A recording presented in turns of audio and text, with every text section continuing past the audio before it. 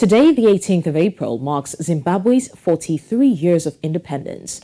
The country, formerly known as Rhodesia, gained independence from Britain in 1980 after a long and bitter struggle for freedom led by the late Robert Mugabe.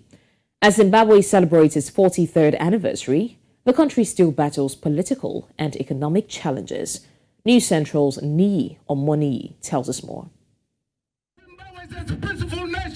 Since obtaining independence in 1980, Zimbabwe has experienced a difficult political transition following the removal of the previous President Robert Mugabe.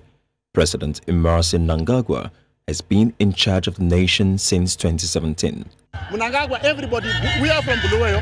We love him. He has shown us love. He has shown us development. After 37 years of dictatorship, Mugabe was removed from office in 2017 and Emmerson Mnangagwa was installed as president. Zimbabwe has gone through an uncontrolled political process characterized by coups, crackdowns and economic crisis, notwithstanding the initial optimism and promise that came with independence. Since then, Mnangagwa's administration has come under fire for the way it has managed the country's economy, which is currently dealing with hyperinflation, unemployment and a shortage of essential goods. The economy of Zimbabwe is stabilized and a new currency has been introduced, among other recent accomplishments. But the most recent discovery of the gold mafia involving high-ranking government officials has further tarnished the country's image. The mafia is accused of smuggling gold worth billions of dollars out of the nation, depriving the government of much-needed funds. The finding has been interpreted as a criticism of the government's dedication to eradicating corruption and establishing the rule of law. As the country prepares for elections, the Zimbabwean government has been accused of making moves to severely restrict freedom of expression and association, and opposition leaders and voices of dissent have complained of oppression. From where I stand and looking at how they will not even allow the opposition to just have regular meetings, regular rallies. Even musicians performing songs that denounce corruption have been halted by police. Zimbabwe's Electoral Commission, ZEC, like all other state institutions, is now perceived as being blatantly politicized, as citizens trying to register as voters have experienced delays, equipment breakdowns and power outages, which have led to more mistrust than confidence in ZEC's ability to prepare for the general election scheduled for July and August 2023. Our process yakanaka pano pari right asikuti hapana magitsi zvinhu zviri kunetsa nekuti hapana vanoseenzesa solar. We need to actually be inspired, having the process be fast. Zimbabweans are preparing for a challenging election when they cast ballots in the presidential and legislative elections, and Chamisa, the head of the major opposition, appears prepared. Nelson Chamisa, the leader of the opposition Alliance for Change party, is a 45-year-old lawyer, and he has his task cut out for him. They've tried to decimate us, to destroy us, to divide us, to defocus us, but they failed. In the election, if no candidate wins a majority in the first round of voting for the 5-year presidential term, a second round is held. Zimbabwe's legislature is a 270-seat House of Assembly. 210 are chosen by single-member constituencies to serve 5-year terms. Additionally, the constitution stipulates that there are 60 additional seats, 6 seats in each province, designated for women for the 2 first parliaments. These seats are filled using the results of the single-member constituencies. Experts contend that to improve governance, policymakers need a more potent strategy to counteract the negative effects of this type of untrustworthy election system, which dampens support for democratic governance and eventually strengthens the hands of all authoritarians. As the 2023 general election has the potential to shift the course of Zimbabwe's political development, the call for tightening the ties of accountability between the governing and the ruled becomes more urgent. Nii Omoni, reporting for NewsCentral. Meanwhile, many say that the 2017 military coup has worsened the situation, and so did the COVID-19 pandemic. Each year, tens of thousands of people traditionally flock to Independence Day festivities around the country to honor this day.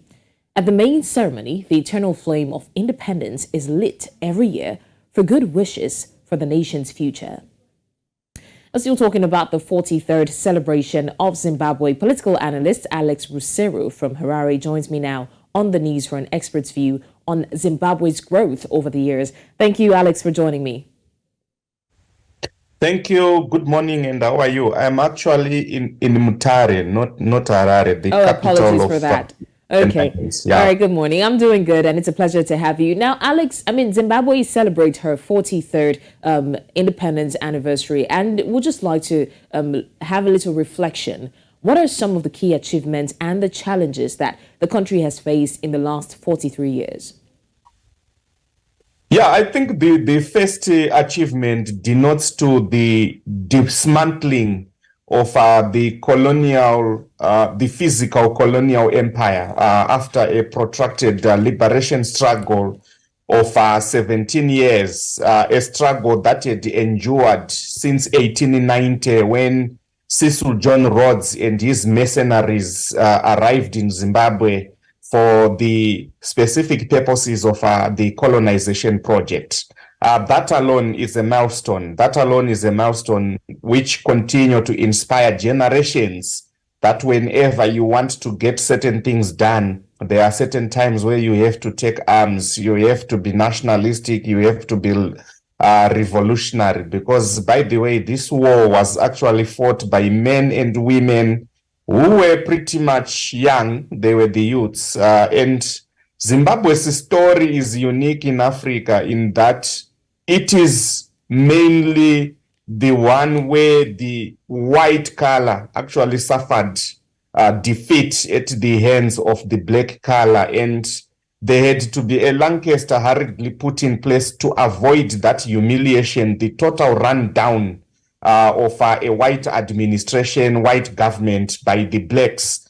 Having said that, Zimbabwe has not been spared by challenges, just like any African state, any other African state, primarily because the liberation struggle and the so-called independence that came after was an unfinished business, primarily because it was meditated, mediated, and determined by the very same system that the nationalist, the liberation project sought to dismantle. So that's why we still grapple with our social, with our economic, as well as our political challenges. All those challenges, in summary, they emanate from the fact that the independence project was a case of unfinished business. Had it been finished, by now we could be somewhere. But unfortunately, what we inherited in 1980 is pretty much still a colonial state minus the physical occupation of the empire.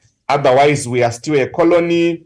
We are still much trying to wedge several epochs of the liberation struggle outside the political nationalist project. We still have issues to do with the economy. Right. We still have issues to do with the national consensus. All right, Alex, now we have seen the challenges over the years, and I'll just like to ask, what steps do you think Zimbabwe can take to address these economic challenges and, of course, to spur growth and development in the country?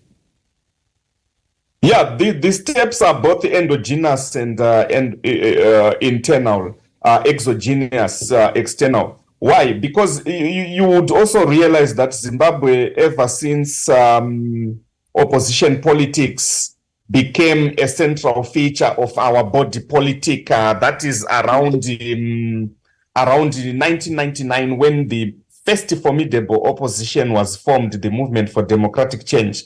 Zimbabwe's national consensus is divided. Zimbabweans, they do not have very common things that they identify themselves with Zimbabwe. There is a high level of polarity. So the whole idea stems from our politics. Our politics is so bad, it's toxicated to the extent that we cannot then achieve the economic or the social national cohesion if politically we do not come to terms with the reality that the only country that we have is Zimbabwe. So even as we are celebrating 43 years of independence, if you go to opposition politics, the main choruses is that, no, we are not yet independent. This was a nothing project. Others even have guts to tell you that, no, the white government, Smith, they were better, etc. It tells you the extent at which we have political officials that really need issues of political leadership to come to terms to rally national unity, reconciliation, and healing amongst the Zimbabweans. I think that would be the first port of call, in as much as issues of addressing all other critical aspects challenging us as a state and as a nation are concerned. Political analyst Alex Rusero, thank you so much for joining me to discuss Zimbabwe's 43rd anniversary and to reflect on the growth of a country. We really do appreciate your time with us. Sure, thank you.